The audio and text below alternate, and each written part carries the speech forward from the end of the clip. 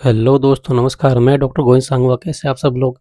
तो आज मैं शुरू करने जा रहा हूँ भेड़ में मेटाबॉलिक रोग, यानी उसके पाचन से संबंधित जो रोग हैं, मतलब दूध से संबंधित जो रोग हैं, उस समय कोई बीमारियाँ होती है या कुछ भी सप्लीमेंट से मतलब बिगड़ जाता है, प्रोटीन का संश्लेषण बिगड़ जाता है, ऊर्जा का जो संतुलन वो बिगड़ जाता है, पूरा उसके अंदर बिगड़ जाता है, उसको बोलते हैं मेटाबॉलिक रोग। तो ये मेटाबॉलिक रोग होते कौन-कौन से हैं? क्या होते हैं, क्या कंडीशन होती है इन रोगों के अंदर, तो आज मैं ये वीडियो आपके सामने शुरू करने जा रहा हूँ। तो सबसे पहले हम बात करते हैं भेड़ में मेटाबॉलिज्म है क्या? यानी उपापचय की क्रिया क्या है? शरीर के अंदर होने वाली सभी प्रकार की प्रक्रियाएँ जैसे खाना पचना, ये भी एक मेटाबॉलिज्म की क्रिया है। खाना कैसे पचता है? वो खाती है तो सबसे पहले खाना कहाँ जाता है? फिर उसकी पाचन क्रिया कैसे होती है? वो खाने के बाद वो ऊर्जा में कैसे रूपांतरित होता है? उसमें ऊर्जा कैसे आती है? और खाना कैसे पचता है पूरा अंदर, वो सारी प्रक्रिया इसके दौरान ही होती है। कैल्शियम, फास्फोरस का संतुलन कैसे बनता है? विटामिन और मिनरल का उपयोग कैसे होता है? जो पूरे शरीर के अंदर जाती है अलग-अलग भागों में, उनका काम क्या होता है अंदर, ये पूरी जानकारी आपको इस मेटाबॉलिज़्म के अंदर मिलती है। तो अगर ये सही समय पर नहीं हो तो कुछ रोग भी हो जाते हैं।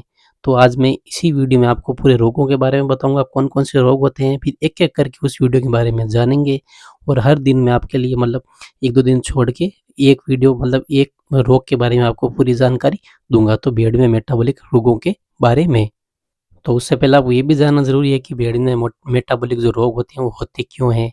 आहार में ऊर्जा कम हो, यानी आहार के अंदर उसको प्रॉपर सप्लीमेंट नहीं मिल रहा, मिनरल नहीं मिल रहा, विटामिन नहीं मिल रहा, प्रोटीन की कमी हो रही है, कैल्शियम, फास्फोरस, सेलेनियम कम ज़्यादा हो रहा है, कम हो रहा है तो भी तकलीफ़ और ज़्यादा ओवरडोज़ है तो भी तकलीफ़। गर्भ में अधिक बच्चे हो यानी ट्विन ट्रिपेंट या प्रेगनेंसी हो तो उसमें मतलब समस्या आती है, वो मतलब खाने के कारण ही आती है समस्या। अगर आप सही खाना नहीं दोगे तो ऐसी समस्याएँ गर्भ के अंदर हो जाती है। बहुत ज़्यादा अनाज उसको दे दिया, गेहूँ, मक्का जो अगर खिला दिया जाए तो पेट में गैस बढ़ जाती है, कभी कब्ज़ हो जाती है, तो ये सभी मेटाबॉलिक रोग में आती है। इसके अलावा हरा चारा अगर कम मिल रहा है, मतलब आप उसको सूखा चारा ही खिला रहे हो, सही प्रॉपर उसको डाइट नहीं दे रहे हो, शरीर में ग्लूकोज़ की कमी हो जाए, यानी उसको जो भी अगर समस्याएँ हो रही है मतलब डिहाइड्रेशन के समय, मतलब आप उसको सही से तकलीफ़ मतलब नहीं दे रहे हो या उसको सही से मतलब वो जो ग्लूकोज़ और जो बीमारी के अंदर देते हैं आईवी फ्लूइड्स वो सही से नहीं दे रहे हो या कोई मिनरल मिक्सचर नहीं दे रहे हो तो इन सब से ये मेटाबॉलिक रोग हो जाते हैं। तो भेड़ में मेटाबॉलिक रोग कौन-कौन से रोग होते हैं मेटाबॉलिक, यानी कि उपापचय से संबंधित कौन-कौन से रोग होते हैं? प्रेगनेंसी, टॉक्सी यानी गर्भ के अंतिम दिनों में ऊर्जा की कमी हो जाती है। उस समय आपको खान-पान की बहुत ज़्यादा ध्यान रखनी पड़ती है। हाइपोकैल्शियम यानी शरीर में कैल्शियम की कमी हो जाती है, जो कि दूध के बाद मतलब ब्याने के बाद ये पैदा होती है। कीटोसिस यानी रक्त में ग्लूकोज़ की कमी हो जाती है। एसिडोसिस यानी बहुत अधिक दाना खाने पर पॉइज़निंग जैसा गैस उसके पेट में भर जाता है, यानी ब्लोट हो जाता है। पीईएम या थायमिन की कमी, पॉलीएन्सेफेलोमैलाइसिया रोग जो कि बकरी में भी खतरनाक साबित होता है। व्हाइट मसल डिजीज़ जो विटामिन ई या सेलेनियम की कमी से होती है, पूरी मसल्स उसमें खराब हो जाती है। कॉपर टॉक्सिसिटी यानी कॉपर की अधिकता अगर खिला दोगे पॉइज़न फैल जाएगा या उसमें रोग हो जाते हैं। तो ये सभी रोग जो मेटाबॉलिक रोग कहलाते हैं। तो इनमें से आज हम पहला रोग पढ़ेंगे, सो सबसे पहला प्रेगनेंसी टॉक्सिमिया के बारे में आज पूरी जानकारी बात करेंगे और इसके बाद में आपको जो 1-2 दिन छोड़कर 1-2 दिन छोड़कर आपको सभी रोगों के बारे में लगातार बताऊँगा। इस सीरीज़ को आज से मैं चालू कर रहा हूँ, तो आप लगातार चैनल के साथ बने रहिए ताकि आपको सभी भेड़ों में मेटाबॉलिक रोगों के बारे में पता चल सके। तो सबसे पहले हम बात करते हैं प्रेगनेंसी टॉक्सिमिया यानी गर्भावस्था विषाक्तता, यानी गर्भावस्था के समय उसको क्या-क्या तकलीफ होती है।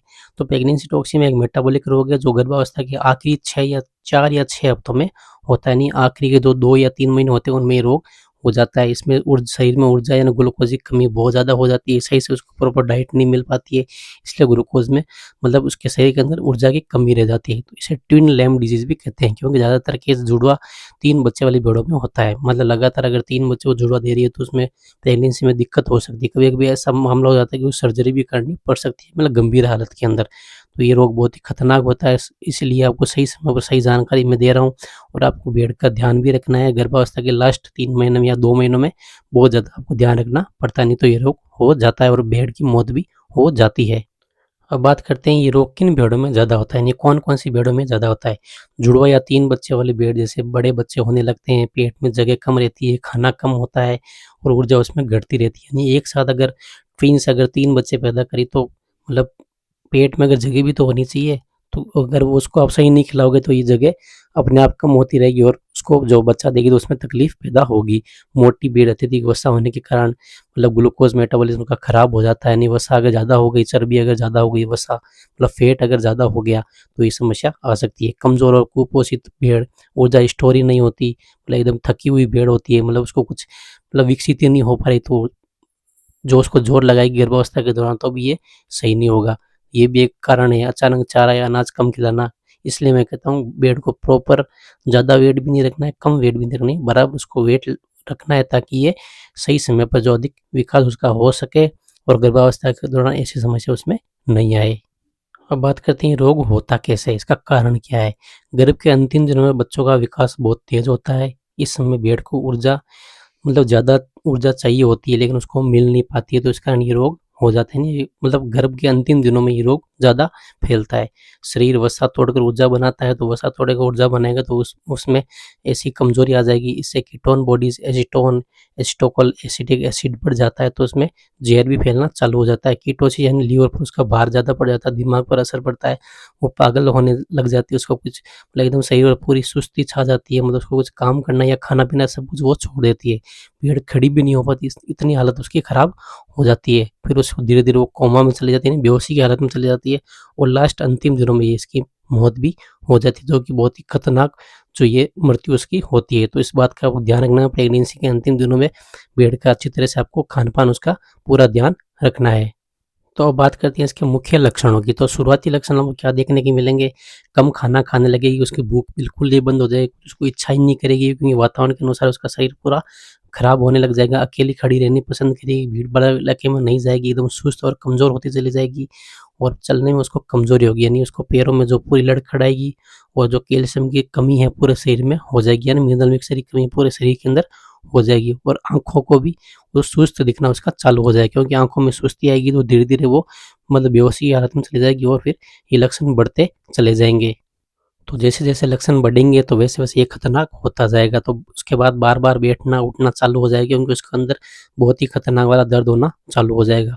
खड़े होने पर लड़खड़ाना यानी उसको चक्कर से आने लगेंगे, उसको मतलब उठने में भी तकलीफ पैदा होनी चालू हो जाएगी, साँस उसकी तेज़ होना चालू हो जाएगी और कीटोन जैसी गंध आना चालू हो जाएगी। आप उसके पास जाओगे तो आपको गंध आना चालू होगी, यानी सड़े फल की जैसी उसके पास में आप खड़े भी नहीं रह सकते, इतनी खतरनाक गंध आना चालू हो जाएगी। उसकी हरकतों में कमी हो जाएगी, यानी कुछ हरकत ही नहीं करेगी वो, मतलब खड़ी एक जगह बैठी रहेगी, खड़ी होने में तकलीफ होगी, मतलब एकदम सुस्त, कुछ नहीं कहेगी, मतलब एकदम जैसे बेहोशी की हालत में पड़ी है ऐसे बैठी रहेगी। फिर ये लक्षण धीरे-धीरे गंभीर होना चालू हो जाते हैं, आँखें उसकी घूमना चालू हो जाती है, लेकिन उसको चक्कर आना चालू हो जाते हैं, वो मतलब गर्दन को सीधी रख ही नहीं पाती, गर्दन एकदम नीचे रखती है, सिर भी पीछे मोड़ कर रखती है, मतलब स्टार गेजिंग उसके अंदर हो जाती है, उसके दौरे पड़ना चालू हो जाते हैं, मिर्गी के दौरे आना चालू हो जाते हैं, जैसे झटके खाना चालू हो जाते हैं, उसका तापमान लगातार गिरता जाता है और हालत बहुत ही ज़्यादा खराब हो जाती है और वो धीरे-धीरे बेहोश होते हैं और उसके अंत में मृत्यु हो जाती है। तो ये बहुत ही खतरनाक है, इसकी जो मतलब जो मृत्यु दर है वो बहुत ही ज़्यादा 80 से 90% भेड़ें ऐसे मर जाती है। तो आपको ध्यान रखना है स्टार्टिंग से, अगर आपकी जो भेड़ है जिस दिन उसके मतलब गर्भावस्था चालू होती उसी दिन से आपको अच्छा पाचन या अच्छा खाना उसको देना है, मिनरल मिक्सचर वगैरह या कैल्शियम की उसकी पूर्ति पूरी रखनी है, नहीं तो ये रोग हो जाता है। अब बात करते हैं इसके इलाज की, क्योंकि उसको एनर्जी की बहुत ज़्यादा ज़रूरत है, तो आप ग्लूकोज़ उसको आईवी 25% या 50% डेली आप 2 या 3 दिन तक उसको लगाएँ। साथ में आप आरएल भी लगा सकते हैं, एनएस भी लगा सकते हैं, कोई भी समस्या नहीं होगी। डोज़ेट आपको 200 से 300 एमएल उसको धीरे-धीरे नस के अंदर लगाना है। डेली आपको 3 से 5 दिन तक ये लगाना पड़ेगा, तभी ये रोग जो है कंट्रोल हो सकेगा। ग्लूकोज़ में अब ये डीएनएस भी लगा सकते हो, आरएल भी लगा सकते हो, एनएस, तीनों भी, इसी में से कोई भी आप एक उपयोग में ले सकते हो। इसके अलावा साथ में आप सपोर्टिव के रूप में उसको भूख बढ़ाने के लिए, ऊर्जा देने के लिए विटामिन बी कॉम्प्लेक्स यानी विटामिन बी 12 जो इंजेक्शन आता है, ट्राइवीवेट आता है, बेलामाइल नाम का आता है, कोई भी आप एक उपयोग में ले लो।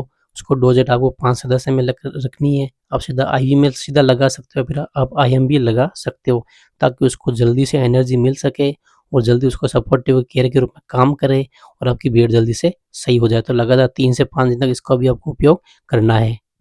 इसके अलावा आपको सोडियम बाइकार्बोनेट का जो पाउडर आता है उसमें एसिड कम करने के लिए, यानी उसमें जो शरीर के अंदर गैस या पॉइजन को कम करने के लिए उपयोग में होता है। इसका एम्पूल आता है 10-15 ml का, वो भी आप उपयोग कर सकते हैं। और इसका यह पाउडर फॉर्म में आता है, वो भी आप इसको 1 टाइम या 2 टाइम इसको पिला सकते हो, ताकि उसको रिलैक्स फील हो और उसकी सारी जो शरीर में जो एसिड है वो पूरा बाहर निकल जाए।